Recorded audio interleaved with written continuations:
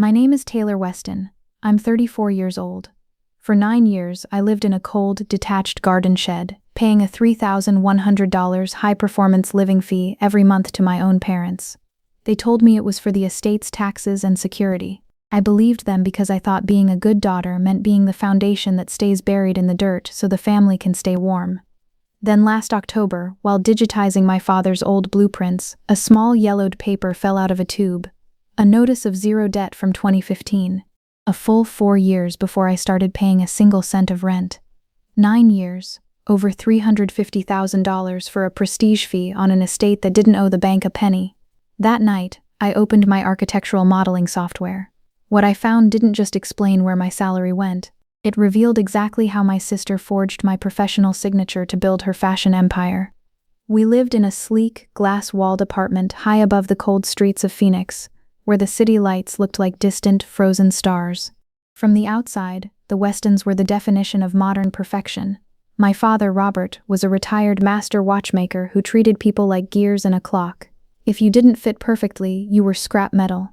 My mother, Donna, was a former socialite who used soft, disappointed whispers to make you feel like a failure. What they hid from the world, however, was that Robert's vintage watchmaking business had gone bankrupt years ago.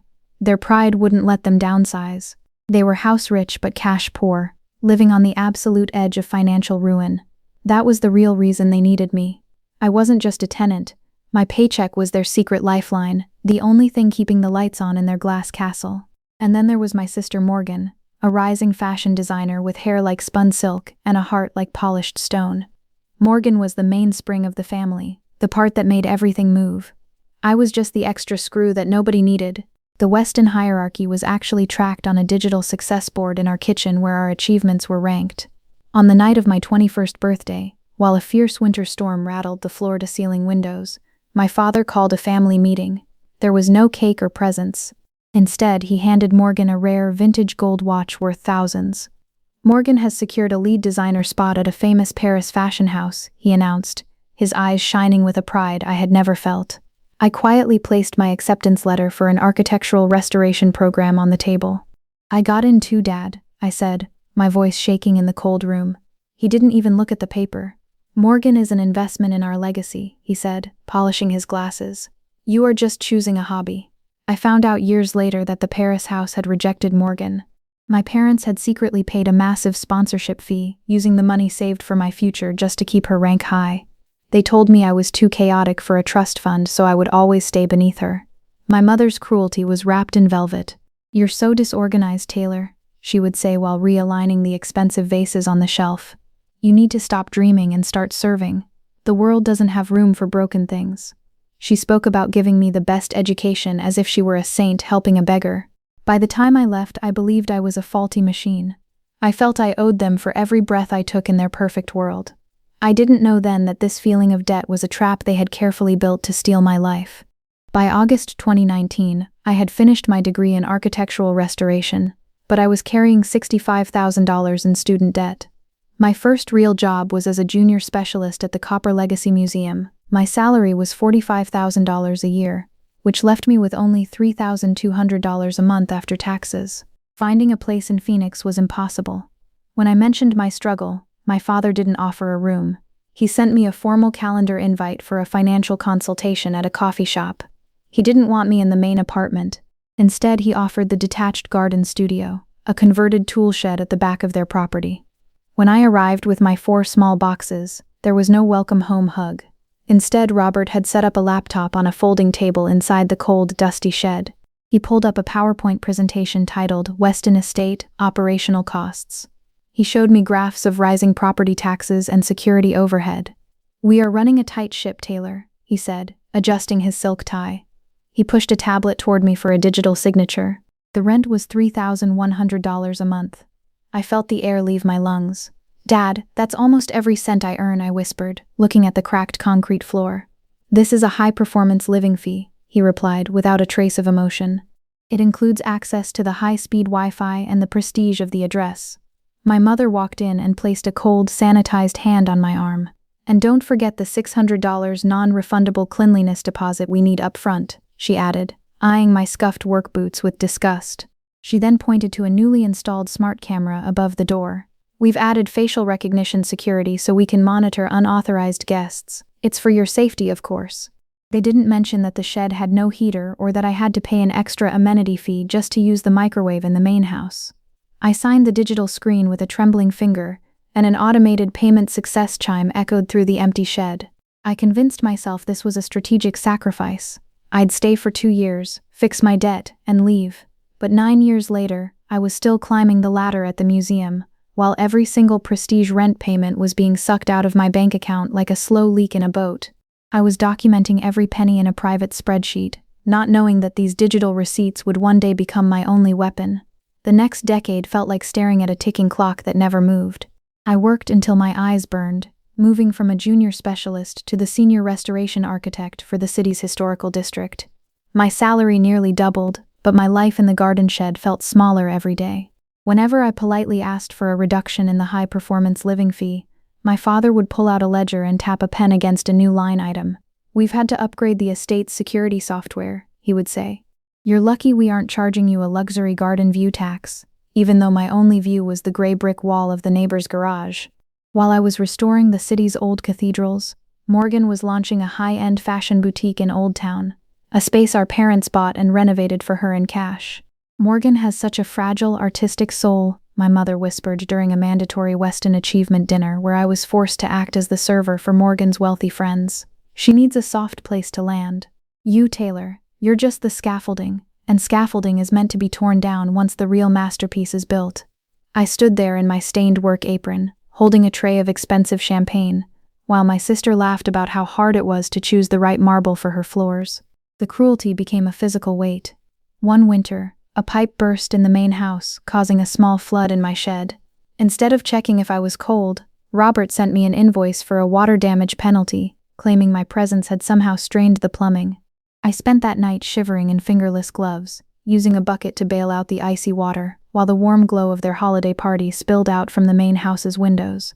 I wanted to throw my muddy boots through their glass walls, but the old fear of being unplugged from the family kept me frozen. I told myself that being a good daughter meant absorbing the cold so they could stay warm. I kept uploading every invoice and penalty notice into an encrypted digital vault, waiting for the day the clock would finally strike 12. I thought I was paying for a roof. I didn't realize I was paying for the rope they were using to hang my career. The shift didn't start with a photo on a screen. It started with a glossy, gold-trimmed brochure for the Morgan collection that I found on the kitchen counter during a rare visit. It listed my parents not just as family but as primary financial partners. I looked at the fancy sketches of Morgan's boutique and realized the scaffolding they kept buried in the dirt was actually paying for the roof over her head. I didn't scream. I simply packed my drafting tools and moved into a tiny refurbished loft I had designed myself. It was small, but every brick was mine. 6 months later, in October, I returned to the apartment. My mother had called, sounding unusually fragile, asking for help digitizing my father's old clock-making blueprints for a museum exhibit. As I was carefully unrolling a blueprint tube in the library, a small yellowed piece of paper fell out. It was a notice of zero debt from the city bank, stamped with the date March 15, 2015. I stared at it, the paper trembling in my hand. I had started paying prestige rent in 2019. I walked out to the shared roof terrace to get some air. Doris Bennett, our neighbor from the floor below, was there adjusting a handmade wool cardigan. "Taylor, I haven't seen you since your father's big debt-free gala," she said with a warm, toothy smile. I felt a sharp cold ringing in my ears. "The gala, Mrs. Bennett?" I asked, my heart hammering against my ribs. "Oh yes, back in 2015. He rented out the whole rooftop," she laughed, pointing to where the catering tables had stood. "He bragged to everyone that he wouldn't owe the world a cent ever again." I looked back through the glass door. My father was humming a happy tune while updating the success board, moving Morgan's name to the very top because of a new design award. My mother came over and draped a hollow silk shawl over my shoulders. "You look peaky, Taylor.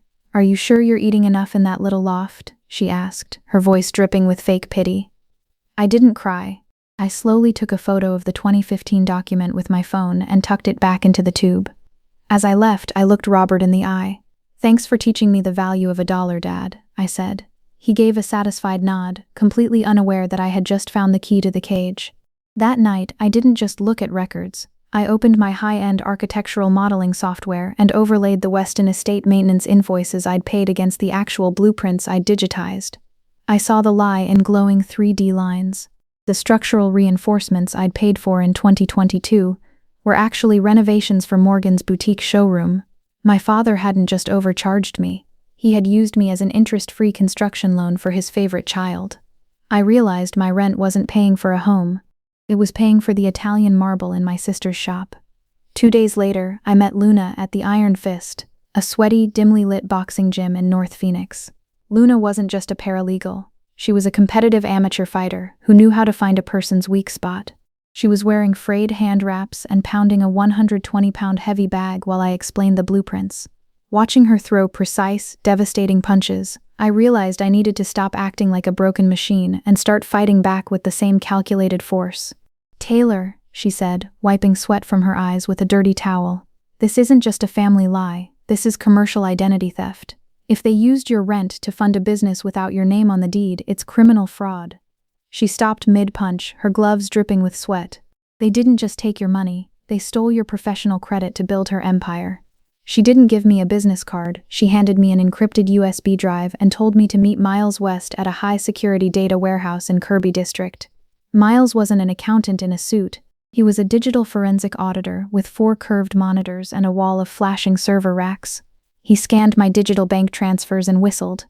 "Look at the routing numbers, Miss Weston," he said, pointing a red laser at the screen. "Your rent didn't go to a mortgage.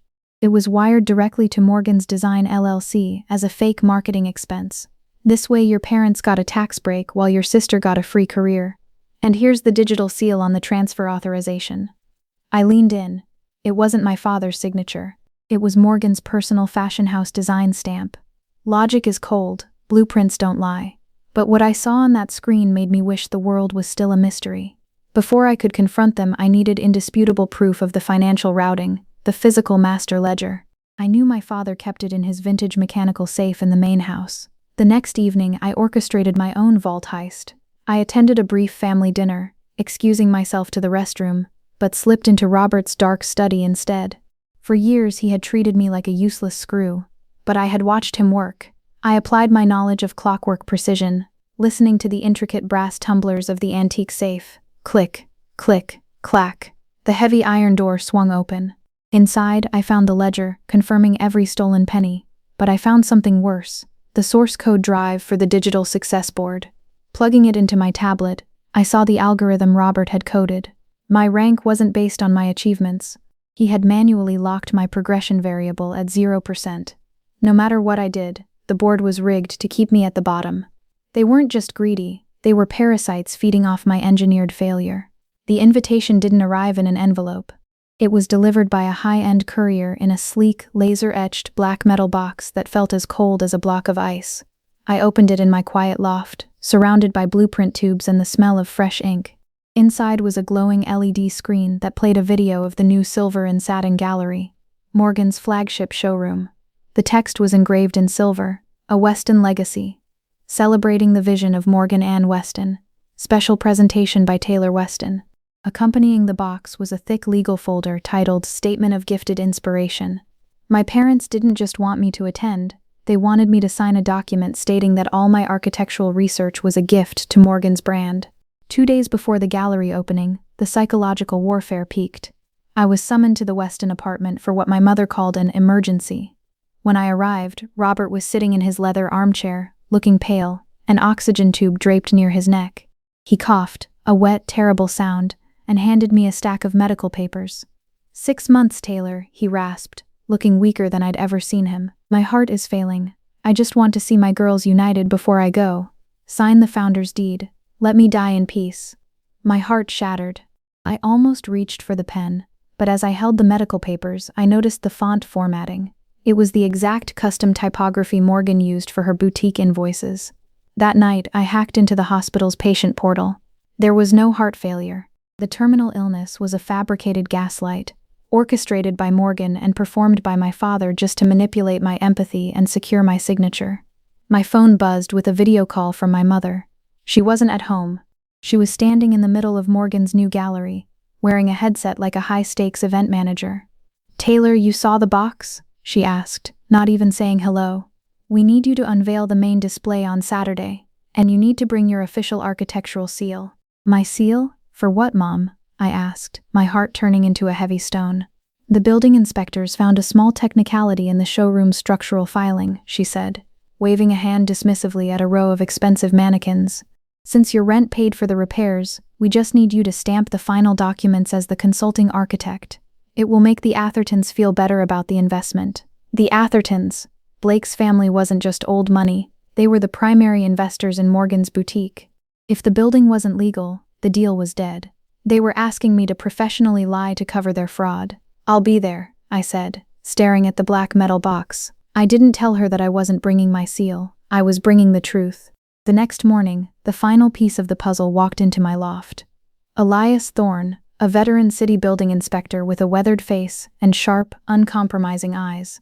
He had been quietly investigating silver and satin for months. I've suspected fraud for a year, Miss Weston, Elias said, dropping a thick file on my drafting table. But I couldn't prove it until I spoke to your neighbor, Mrs. Bennett. She connected the dots. He showed me the missing link, a physical code violation document. Morgan didn't just bypass safety audits. She bribed a middle-tier contractor using your rent money to clear a load-bearing wall removal. If a minor tremor hits Phoenix, that glass roof will shatter and crush everyone inside. He looked at me with grave intensity. They aren't just stealing your credit, Taylor. They are making you the legal scapegoat for a mass casualty event. October 12th, just 4 days before the gallery opening. Miles didn't call. He sent a high-priority encrypted ping to my workstation. When I arrived at his high-security data hub, the room was bathed in deep blue ambient lighting, and heavy rain was drumming against the reinforced windows. He wasn't sitting. He was standing before a massive holographic glass display, his face etched with a grim focus. I ran a digital twin comparison, he said, swiping his hand across the glass. On the left is the structural heat map of the silver and satin gallery. On the right are the property tax invoices your father sent you. He merged the two images. They fit together with terrifying precision. The $280,000 you paid wasn't for a mortgage. It was funneled through a shell company called Weston Legacy Repairs to pay for the gallery's load-bearing glass and specialized lighting. I paced the narrow room, my shadow stretching and shrinking against the humming server racks. So they used me to build her stage, I whispered. It's worse, Miles said, dimming the lights to reveal the hidden metadata on the files. I found a liability waiver filed with the City Planning Board. It lists you as a silent benefactor who waived all rights to the design. Your signature is on it, Taylor. I leaned in, my breath hitching. I never signed that. I know, Miles replied, pointing a laser at the signature line of the building safety certification. The metadata shows the digital signature was applied from Morgan's personal design tablet. She didn't just steal your money, she forged your professional architectural identity to bypass the city's safety audits. He handed me a metallic tablet locked with a biometric scan. If you flag this forgery, the city will shut down the gallery opening in 10 minutes. But Morgan won't just lose her business. She'll be banned from the design registry for life. I stared at the sharp, aggressive zigzags of my sister's signature. This was professional cannibalism. I took the tablet and walked to the window. The gallery opening is in 4 days, I said, watching the rain wash away the city lights. And I have the only key to the front door, October 14th, 2 days before the gallery launch. Instead of a phone call, my father sent a silver-suited courier to my favorite high-end hardware supply shop. I was inspecting a shipment of reclaimed oak when the courier handed me a heavy, velvet-lined box. Inside was a solid brass plaque engraved with the words, "The Silver and Satin Gallery, realized through the loving support and guidance of Robert and Donna Weston for their dependent daughter Taylor." He wasn't just planning a speech. He had already cast the words in metal to mark me as a charity case. 2 hours later, Morgan didn't call. She ambushed me at the museum.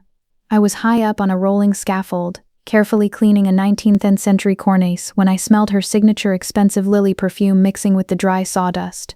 She was standing on the marble floor below, looking up at me while clutching a designer silk scarf like a peace offering. "Taylor, come down," she called out, her voice echoing through the empty hollow hall. "I brought you a thank you gift for Saturday." I climbed down, my boots clicking loudly on the stone. She wrapped the scarf around my neck with trembling hands, her eyes darting toward my work blueprints. "Mom and Dad are installing that brass plaque near the entrance," she whispered, trying to fix my messy ponytail. "They want you to sign the founder's deed on stage. It's just a symbolic document to show we are a united brand. I felt a cold shiver through my spine. A founder's deed wasn't symbolic. It was a legal trap to finalize the gift of my designs. If you do this, Blake's father will release the final $2 million investment, she pleaded, her lip quivering. She wasn't asking for my love. She was asking me to sign away my life to save her lies. I'll be there, Morgan, I said, unwrapping the scarf and handing it back to her. I wouldn't miss the grand reveal for anything. Friday night, October 15th, less than 12 hours before the Silver and Satin Gallery grand opening. I wasn't just sitting in the dark. I was standing in the center of my loft, which was glowing with the cold blue light of 3 overhead projectors. My refurbished drafting table was covered in high-resolution thermal scans and bank metadata. The hum of my computer servers filled the room like a low, angry growl. Luna was there, wearing a heavy leather jacket and sipping a thick protein shake, her eyes scanning the digital perimeter of the files. We weren't just gaming out scenarios. We were conducting a professional audit of a crime scene. I picked up the heavy restoration hammer I used for breaking stone and brought it down on the brass plaque my father had sent. The clang of metal on metal echoed through the loft, and I watched the word dependent twist and crack under the weight of the blow. That was my first new event, destroying the physical symbol of their lies.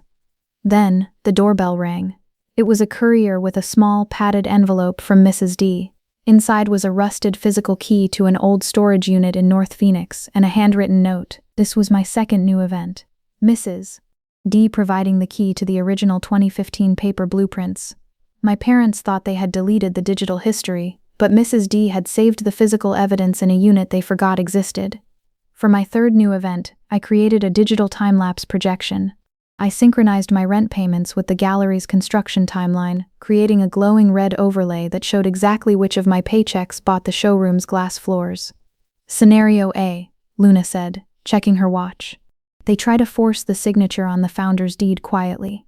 You refuse and hand them the storage unit key. Scenario B, I replied, uploading the projection to a hidden cloud server.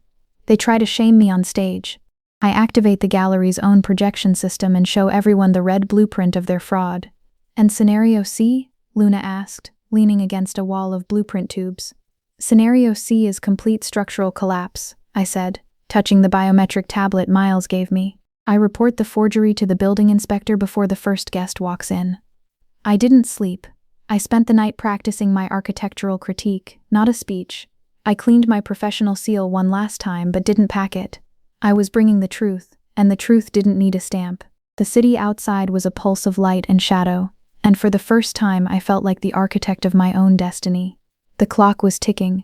Tomorrow the Westons would celebrate a legacy. I was just there to make sure it was a funeral. Saturday night, October 16th.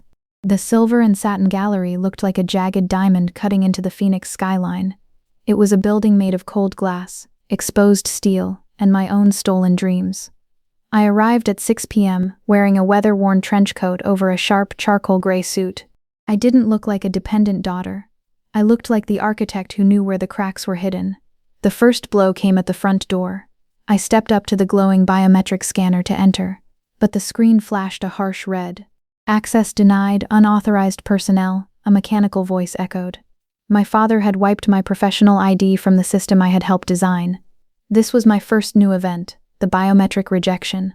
I had to walk around the building, past the paparazzi and the shimmering limousines, to enter through the cold, concrete loading dock.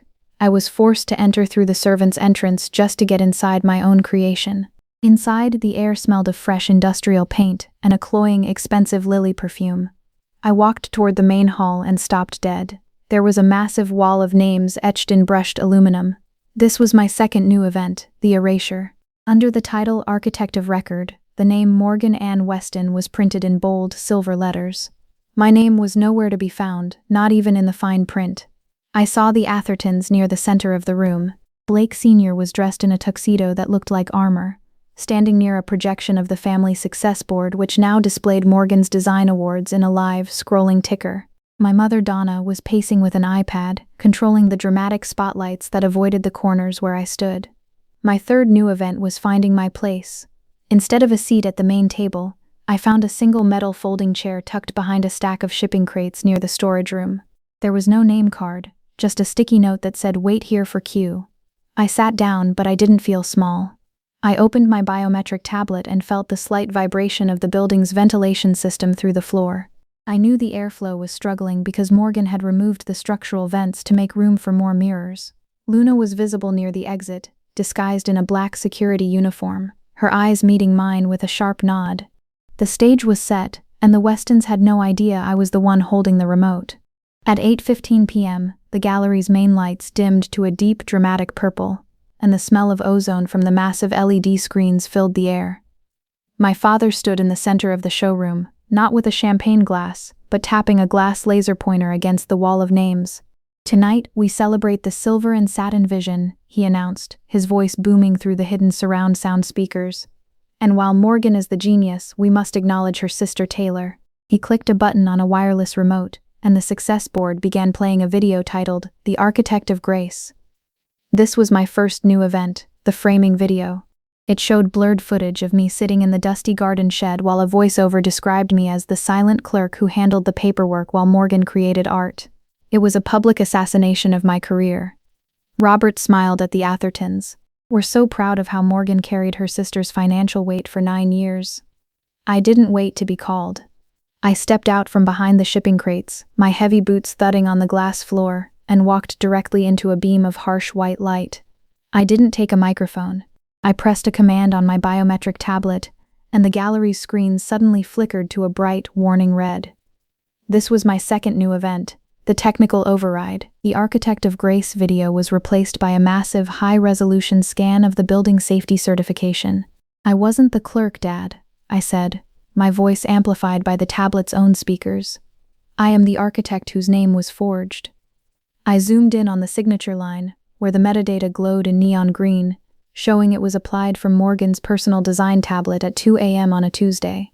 A gasp of pure shock rippled through the 150 guests. My mother rushed forward and tried to grab the tablet from my hand, her face twisted into a mask of desperate anger. "She's hacked the system, she's jealous," she screamed. But I didn't flinch. I triggered my red blueprint projection. The entire showroom floor began to glow with red lines, tracing the exact missing ventilation shafts. My third new event was the safety reveal. "This gallery is legally a fire trap," I announced, pointing to where the vents should have been. Morgan deleted the safety systems to save money for her Italian marble. Blake Sr. didn't just stand up. He marched directly to the glowing projection screen, his armored tuxedo stiff with fury. He reached out and physically touched the red lines displaying the removed load-bearing structures. "Are these readouts accurate, Taylor?" he demanded, his voice slicing through the chaos. "Because if a tremor hits, this roof comes down on my family." 100% accurate, Mr. Atherton," I replied calmly. "Verified by City Inspector Elias Thorne." He stepped toward the screen and used his own glasses to inspect the forged metadata. "Is this true, Robert?" he asked, his voice dropping to a dangerous low growl. My father tried to speak, but his mouth just moved like a fish out of water. Morgan collapsed against a display mannequin, knocking it over with a loud metallic crash. The gallery's emergency alarms began to beep softly, a sound of truth finally breaking through the glass walls. I walked toward the glass balcony that hung over the city like a floating island. The air was so cold it felt like breathing in tiny needles. I gripped the metal railing, my knuckles turning white, and looked at the skyscrapers that glowed like giant circuit boards. I had finally exposed the cracks in the foundation, and for the first time, my chest didn't feel like it was being squeezed by a heavy vice. The sliding glass door hissed open. Morgan stumbled out, her silk dress snagging on the doorframe. She wasn't the golden child anymore.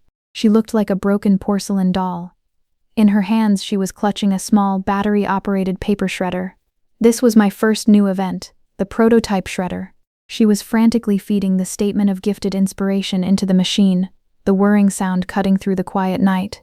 "You ruined the launch, Taylor," she hissed, the shredder spitting out ribbons of white paper into the wind. "You stole my spotlight." "I didn't steal it, Morgan," I said, my voice as steady as a stone wall. "I just turned on the lights so everyone could see who actually built the stage." She stopped shredding and stared at me, her eyes bloodshot and wide. Then, she did something desperate. This was my second new event, the jewelry discard. She ripped the Atherton diamond ring off her finger and threw it into the dark abyss of the city. "Is this what you wanted?" she screamed, "to make sure I have nothing?" I wanted my name back, I replied. You forged my seal on safety documents. You put lives at risk for a design award. I did it for us, she cried, dropping the shredder on the floor with a heavy thud. I wanted the Weston name to mean something. Suddenly, the fragile facade of her arrogance shattered completely. Morgan dropped to her knees on the cold glass floor, weeping uncontrollably. I did it because I have no talent, Taylor, she wailed, her voice raw with terror. I'm a fraud. Every sketch, every design, it was garbage until you fixed it. I knew if the investors saw my real work, they'd laugh at me. I forged your name because I was terrified of being the scrap metal. It was the most honest thing she had ever said. Her arrogance wasn't real. It was just a desperate, hollow structural facade built over a foundation of intense insecurity. No, I said, taking a step closer until our shadows merged. You did it for the success board. You did it because you were too lazy to learn the math. The air suddenly crackled with high-pitched static. I looked at the sleek outdoor speakers mounted on the gallery walls. This was my third new event, the audio leak. Because the door hadn't closed properly, our argument was being broadcast to every guest inside. I could hear the muffled gasps of the crowd through the glass. Morgan's face went from pale to a ghostly gray as she realized her confession was now public record. I didn't feel a surge of joy, I just felt the heavy weight of a 9-year lie finally hitting the ground. The balcony door screeched open on its metal tracks, and my parents burst through like a storm front. My father's silk tie was yanked loose, and my mother was clutching her iPad so hard her knuckles were ghostly white. They weren't looking at the city. They were looking at me like I was a glitch in their perfect machine. This was a moment of pure, unfiltered panic. Taylor, kill the feed, my father roared, his voice cracking with a desperation I had never heard. He didn't offer me money. This was my first new event, the professional bribe. He pulled a legal document from his blazer pocket and shoved it toward my face. I'll make you the chief architect of the entire Weston brand. I'll put your name on the building, above Morgan's. Just tell everyone the red projection was a simulation test for the guests. He wasn't trying to be a father. He was trying to buy my professional soul with the very career he had helped steal. My mother stepped forward, her eyes darting to the outdoor speakers that were still buzzing with static. Sweetheart, think of the legacy, she whispered, reaching out to touch my face with fingers that smelled of bitter almond oil. We can delete the success board. We can start over as a trio. It was the same old poison wrapped in sugar. Then came my second new event, the biometric demand. My father grabbed my wrist, his grip cold and tight. Give me the tablet, Taylor. I know you have the master files on there. He wasn't asking. He was trying to physically erase the truth before the Athertons could see the rest. I pull my arm back, and the biometric tablet flashed a warning light, recording his aggression. She won't be giving you anything, Robert. The voice was sharp and cold as a steel blade. Karen stepped onto the balcony, holding a professional clipboard like a shield. This was my third new event, the museum's withdrawal. I didn't just come here as a guest, Karen said, her eyes boring into my father's. As the director of the Copper Legacy Museum, I've already authorized a full safety revocation. The museum is canceling its partnership with this gallery immediately. We don't associate with architects who forge safety seals. My father's face went the color of wet cement. He turned to look at the glass door, where Blake Sr. was standing with his arms crossed, his silver hair glowing under the balcony lights. Blake didn't say a word. He simply pointed to his son, who was already walking toward the exit without looking back at Morgan. The deal was dead, the investment was gone, and the Westons were standing on a balcony made of glass that was finally starting to shatter. The main hall of the silver and satin gallery didn't just go quiet. It became a theater of flickering emergency strobes and the smell of hot electrical wires. I stood in the center, my biometric tablet glowing like a steady blue heart against the chaos. This was my first new event, the final glitch of the success board. The massive digital ticker on the wall, which usually displayed Morgan's wins, suddenly short-circuited. Instead of design awards, it began scrolling the exact dollar amounts of my stolen rent in bright, bleeding red numbers. The room became a vacuum of stifled gasps and clicking camera shutters. Blake Sr. didn't ask for a private room. He stepped up to the wall of names and physically tore his company's brass logo off the aluminum surface, the sound of metal screeching against metal echoing like a gunshot. This was my second new event, the investment erasure. He turned to my father, his eyes as cold as the steel beams above us. My family doesn't invest in fire traps and forgeries, Robert, he said, dropping the logo into a nearby trash bin with a heavy clang. Morgan was frantically trying to cover her name on the wall with her designer silk scarf, but her hands were shaking so violently she looked like she was vibrating. This was the human side of her, the sheer primitive terror of a person realizing their skin was made of lies. "It's just a glitch. Taylor did this," she screamed, her perfectly curled hair falling into her face in sweaty clumps. Then came my third new event, the automated evacuation. Because I had triggered the safety audit on the tablet, the building's AI-driven safety system interpreted the red blueprint as an active emergency. A loud mechanical siren began to wail, and automated fire shutters began to hiss as they descended from the ceiling, sealing off the luxury displays. I watched as the paparazzi outside pressed their long lenses against the glass walls, capturing the unfiltered panic of the Westons. My mother Donna was desperately trying to wipe the red numbers off the success board with the sleeve of her expensive gown, her face a mask of smudged makeup and denial. Luna, still in her security uniform, moved through the crowd, not to help, but to expertly film the scene for our legal discovery. Blake Jr. didn't even look at Morgan. He simply dropped his glass, watched it shatter on the Italian marble, and walked into the crowd of fleeing guests without a word. At the far end of the hall, Morgan's digital Architect of Record badge physically flickered and went black, replaced by a system-wide notification: license authentication failed. I didn't feel the triumph I expected. I just felt a strange, hollow weight in my chest as I watched the silver and satin logo fall from the ceiling, dangling by a single frayed wire. The howl of the city wind through the faulty vents sounded like a funeral march, and I realized there was no house left for any of us to live in.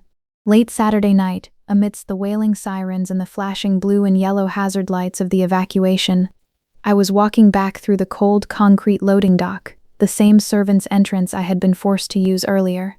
The heavy industrial rain was starting to flood the gutters, mirroring the shattered glass inside the gallery. My father intercepted me near the massive rusted iron freight elevator. He didn't look like the master watchmaker anymore. His expensive silk jacket was soaked through, and his silver hair was plastered to his forehead like wet straw. This was my first new event, the success board blackout. Behind him, the main power grid for the gallery's displays sparked one last time, and the digital success board went completely black, the hum of the servers dying with a pathetic whine. "You think you're the architect now?" he spat, his voice barely audible over the roar of the rain. "You're not a builder, Taylor. You're a virus. You infected this family from the inside and corroded everything we built for Morgan." He reached out to grab my tablet, but his fingers were shaking too much to find a grip. "I didn't infect anything, Dad," I said, my voice sounding hollow in the concrete tunnel. "I was just the part of the machine you forgot to oil. You thought you could keep me in the basement and use my strength to hold up Morgan's ceiling." This was my second new event, the blueprint exchange. I reached into my pocket and pulled out the rusted, heavy iron key Mrs. D had given me. I dropped it into his trembling palm. "That's the key to the 2015 storage unit," I said.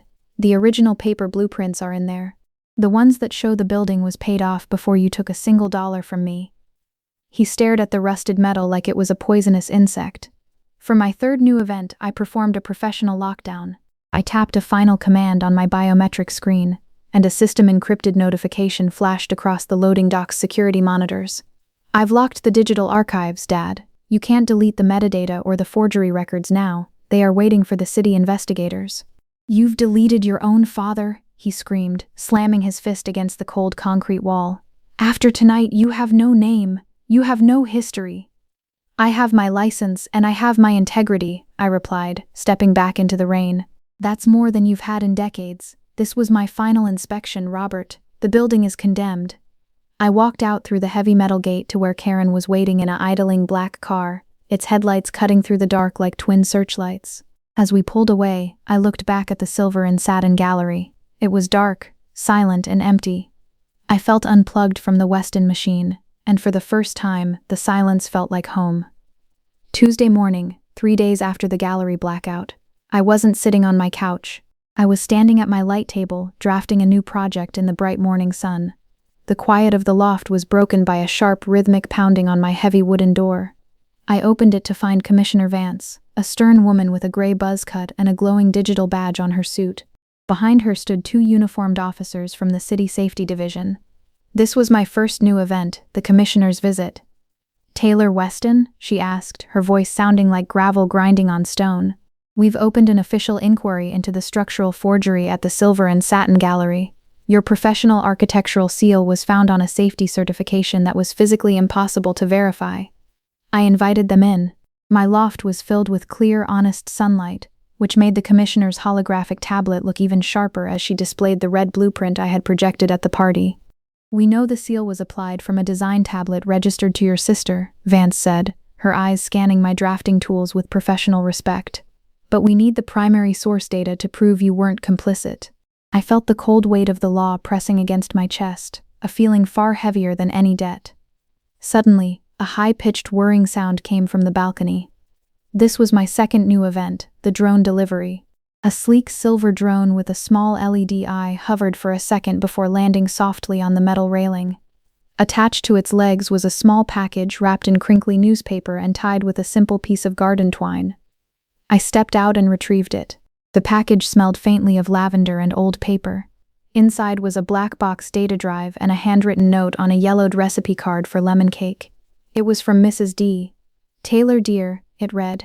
"I used to sit on my balcony and watch the gallery construction through my binoculars. I saw Morgan sneaking in at 2 a.m. with her tablet more than once. This drive contains the time-stamped footage from my own security camera. I hope it helps clear your name." My third new event was the professional immunity agreement. I plugged the black box into my server, and we watched the GPS data and video footage of Morgan forging my signature while my parents watched her, nodding in approval. Commissioner Vance deactivated the red alert on her tablet.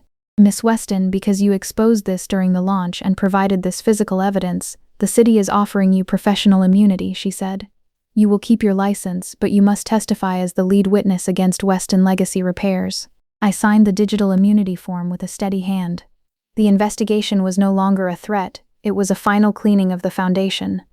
In February, during the first frost, the Silver and Satin Gallery was no longer a place of fashion. It was wrapped in thick yellow hazard do not enter tape that hissed in the wind. This was my first new event, the physical Caesar.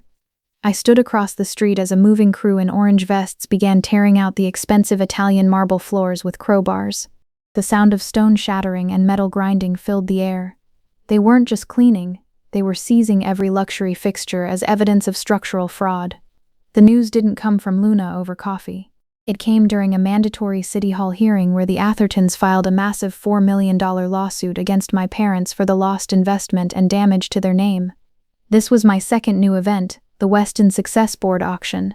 My father's precious collection of vintage watchmaking tools and the digital success board from their kitchen were listed in a public liquidation catalog to pay for the building's demolition.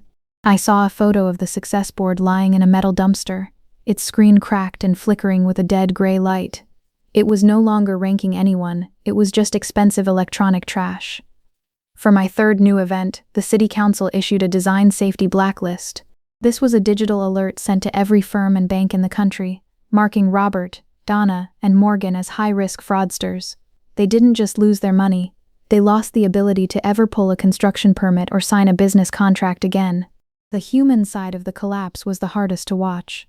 I saw a video on a local news site of Morgan walking into a gray, windowless data entry farm in a rainy suburb. Her famous silk blonde hair was cut short and uneven, like she'd hacked it off herself in a dark room. She wasn't a designer anymore. She was typing numbers into a flickering screen for 12 hours a day. My father was spotted sitting on a park bench, staring at his empty wrists where his gold watches used to be. My mother had deleted every social media account, vanishing from the world she had tried so hard to impress. I sat in my loft and looked at the final demolition order I had to sign as the city's consultant. I didn't feel like I was winning. I felt like a master builder who had finally cleared a site of rotten wood so something real could finally grow. The Weston hierarchy hadn't just fallen, it had been recycled into something useful. Tuesday evening, 2 weeks after the final audit. I wasn't reading an email from my mother.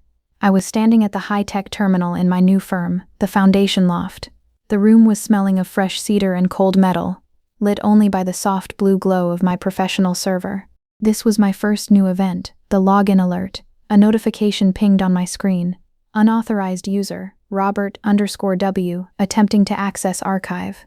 My father was trying to hack into the digital blueprints I had saved, desperate to find a mistake he could use against me. I didn't get angry. I simply clicked a button labeled Purge User Profile, and watched as his name vanished from the system forever. An hour later, there was a shadow against the frosted glass of my office door. I opened it to find Robert standing there, holding a long, weathered blueprint tube. This was my second new event, the sentimental bribe. He didn't look angry. He looked small, his hands stained with dry, black clock oil. He offered me the tube, his voice trembling. "These are the blueprints for the first clock I ever built, Taylor," he said. "I want you to have them for your new office. Let's just call this a professional misunderstanding." He was trying to use our shared love for architecture and precision to bait me back into his trap. I looked at the tube, then at the visitors only sign I had just installed on my wall. "I don't build on old rotten plans anymore, Dad," I said, leaving the tube on the floor. For my third new event, I performed a digital burn. I sat at my desk and pulled up the Weston Hierarchy app on my phone. I watched the scrolling ranks where I had been at the bottom for 9 years. With a single firm swipe, I uninstalled the software. I watched the icon spin and disappear into a vacuum of white space, leaving my screen clean and empty. March, 4 months after the gallery lights went dark. I wasn't waiting for a gossip update. I was watching a professional live feed on my laptop. This was my first new event, the demolition live stream. I watched as a massive yellow wrecking ball swung through the cold morning air and shattered the glass walls of the silver and satin gallery. The sound of premium reinforced glass exploding into millions of tiny diamonds was broadcast in high definition. It wasn't a wedding being cancelled. It was the physical destruction of a monument built on lies. I didn't feel happy. I just felt a deep, heavy silence in my loft. Suddenly, my phone buzzed with an unknown number from a different area code. I answered, and the background was filled with the monotonous, high-pitched hum of 1,000 computer servers. "Taylor?" The voice was flat and metallic, stripped of all its usual fashion world music. It was Morgan, calling from her windowless cubicle at the data entry farm. This was my second new event, the burner call. "I just watched the building turn into a pile of gray dust," she said, her voice shaking like a faulty wire. "Are you happy now? The Athertons took back every penny, and I'm spending 12 hours a day typing serial numbers into a database." "I'm not happy, Morgan," I said, leaning my forehead against the cool glass of my window. "I'm just finally breathing clean air." "You pulled the pin on the grenade," she hissed. "I thought you were part of the load-bearing wall. I thought you understood that for the Westons to stay high, you had to stay low." "That's the problem," I replied, watching the dust settle on the live stream. "You thought I was a structural support, but I was the foundation, and you tried to build a skyscraper on a foundation you were actively poisoning." For my third new event, I received a professional censure notification. As we spoke, I refreshed the City Architects Board website. Morgan's name was flashing in bold red with the status, "License permanently revoked for forgery and public endangerment." "I don't have a name anymore, Taylor," she whispered, and I could hear the sound of a supervisor's bell ringing in her office, signaling her break was over. "I'm just employee 512. You gave up your name when you signed mine on those safety documents," I said. "I hope you find a way to build something real someday, but you'll have to do it without my bricks." I closed the laptop lid, cutting off the image of the rubble, and blocked the burner number. Some structures are too rotten to be repaired. They have to be leveled to the ground so the earth can heal. April 2025, exactly 5 months after the gallery's glass walls shattered. I wasn't sitting in a cozy cafe with Luna. I was standing in the sterile, bright white lobby of the City Licensing Bureau. The air smelled of floor wax and ozone from the dozens of humming document scanners. This was the day of the final verdict. This was my first new event, the public deactivation ceremony. In the world of high-stakes architecture, fraud isn't just a letter, it's a public execution of your name. I saw Morgan sitting on a hard metal bench in the corner, looking smaller than I had ever seen her. She was clutching a paper cup of cold gray tea, her shoulders hunched like a collapsing building. She didn't have her designer bags or her silk scarves. She was wearing a cheap, oversized polyester blazer that looked like it belonged to someone else. This was the human side of my sister, the utter emptiness of a person whose entire personality was built on a title she no longer owned. Suddenly, a sharp rhythmic hiss and a heavy thud echoed from the back room. This was my second new event, the crushing of the seal. As part of the Safety Fraud Act, the city didn't just take your license, they physically destroyed the tools of your crime. An officer walked out holding Morgan's silver-plated architectural stamp, the very seal she had used to forge my name. I watched as they placed it under a small hydraulic press on a viewing table. With one loud metallic crunch, the silver seal was flattened into a useless piece of scrap metal. Morgan flinched as if she had been physically struck, a single tear tracking through her heavy, smudged makeup. "It's just a piece of metal now, Morgan," I said, my voice sounding quiet and firm in the echoing hall. She didn't look at me. She just stared at the crushed silver. "It was my heart," she whispered, her voice cracking like dry wood. For my third new event, the board forced her to record a public safety confession. This was a video that would be sent to every design school in the country as a warning. I watched as she stood in front of a green screen, her face pale under the harsh studio lights, and read a script admitting that she had stolen professional identity to bypass safety codes. It was heart-touching but devastating. She looked like a ghost of the sister I once knew. Luna was leaning against a white pillar, checking the professional death tally on her phone. "She's on the National Red Flag Registry now," Luna said, showing me the screen where Morgan's photo was bordered in a thick digital red box. "She can't even work as a sketch artist for a park bench company." I looked at my sister one last time as she signed her final surrender of credentials with a shaky, tiny signature, so different from the bold, aggressive loops she used to use. I didn't feel the fire of revenge anymore. I just felt like I was watching the final debris of a storm being cleared away. Morgan's career was a blueprint caught in a rainstorm, the ink running until the lines were gone. I walked out into the bright, sharp spring air, leaving the cold white room and the broken silver behind. May 2025. 1 month after the broken silver seal was swept away. I wasn't just surviving. I was building something that didn't require a professional license to be beautiful. The warm May air smelled of damp earth and blooming jasmine. This was my first new event, the community build. I was on my newly renovated rooftop garden, digging my hands deep into rich black potting soil. I was no longer the foundation buried in the dirt. I was the gardener who made sure the roots had room to breathe. Luna was there, wearing a heavy tool belt and neon orange work gloves, helping me bolt a reclaimed wooden trellis to the brick wall. My friends from the museum were laughing and playing loud, upbeat music while we drank cold lemonade from clinking mason jars. This was my second new event, the drainage ritual. I took the twisted, broken pieces of the brass dependent daughter plaque, the one I had smashed with my hammer, and dropped them into the bottom of a large ceramic planter. "These will make perfect drainage stones," I said, watching the metal disappear under a layer of gravel. I was literally using the weight of my past to help my future grow. Suddenly, the heavy rooftop door creaked open, and Mrs. D appeared, leaning on a polished wooden cane. She wasn't carrying a watering can. She was holding a thick, rolled-up sheet of paper tied with a blue ribbon. This was my third new event, the neighborhood blueprint. "I didn't want to send an email, Taylor," she said, her voice sounding like a soft, comforting hum. "I wanted to hand-deliver your real history." She unrolled the paper on my potting bench. It wasn't a professional drawing.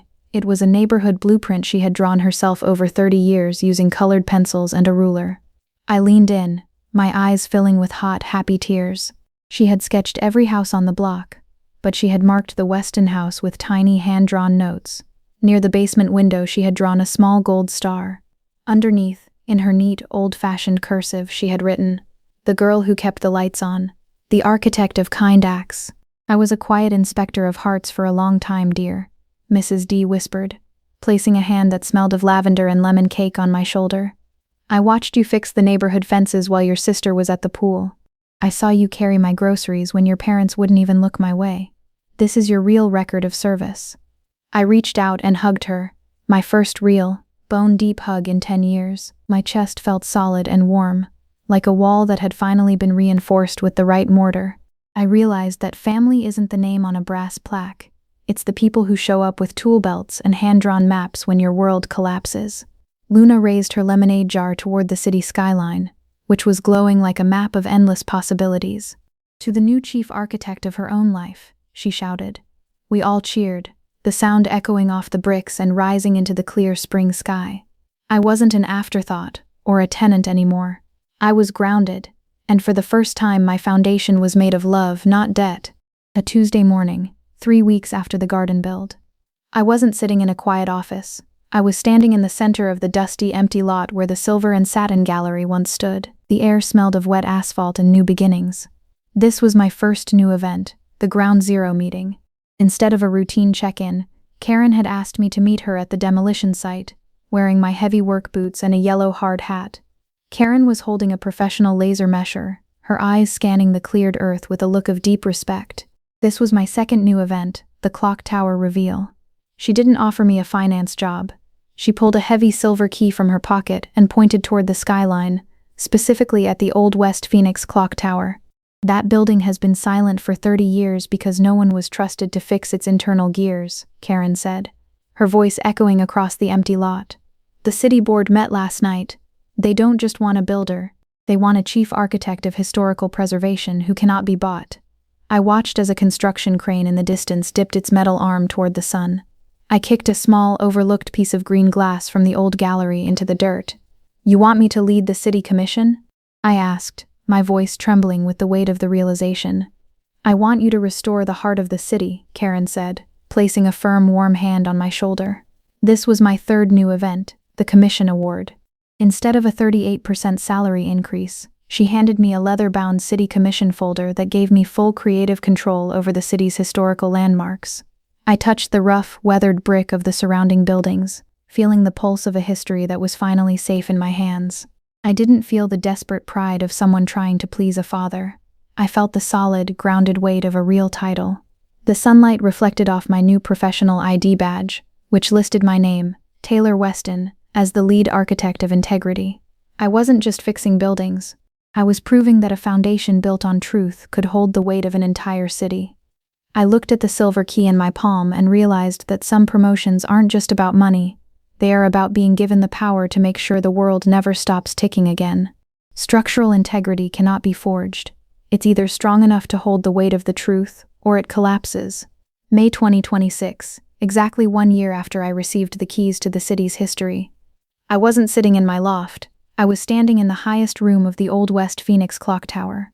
The air smelled of fresh machine oil and ancient, polished brass. This was my first new event, the Great Restart. For 30 years, this clock had been a frozen monument to a broken past, but tonight, I was the one who would make it tick again. I held a heavy, solid brass winding key in my hand. I didn't feel the ghost of my father's watchmaking shop anymore. I felt the strength in my own arms as I turned the massive iron gears. With a deep, metallic groan and a rhythmic thunk, the clock's heart began to beat. The sound echoed through the tower like a giant's heartbeat, and I watched the long shadows of the city move in perfect time. I had reclaimed the legacy my father tried to use as a weapon, and I had turned it into a gift for the whole city. This was my second new event, the anonymous donation. I looked at the tube of Robert's first clock blueprints, the ones he had tried to bribe me with. I had donated them to the Museum of Industry earlier that morning, but I had listed the donor as anonymous, for the people of Phoenix. I didn't want the Weston name to be a brand of prestige anymore. I wanted it to be a quiet piece of history that belonged to everyone, not just a success board. For my third new event, I experienced the true silence. I stepped out onto the narrow stone balcony of the tower, 250 feet above the streets. I listened to the wind, the distant sirens, and the steady ticking behind me.